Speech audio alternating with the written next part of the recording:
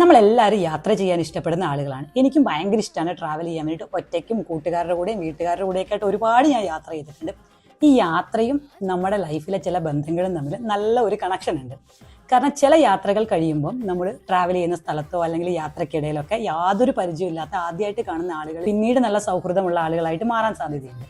അതുപോലെ തന്നെ ജസ്റ്റ് നമുക്ക് പരിചയമുള്ള ആളുകൾ ഒരുമിച്ച് ഒരു യാത്രയൊക്കെ കഴിഞ്ഞ് കഴിയുമ്പോൾ ഒരുപാട് ടൈം സ്പെൻഡ് ചെയ്ത് കാര്യങ്ങളൊക്കെ ഷെയർ ചെയ്തതിന് ശേഷം നല്ല ഉറ്റ സുഹൃത്തുക്കളായിട്ട് മാറുന്ന സാഹചര്യവും ഉണ്ട്.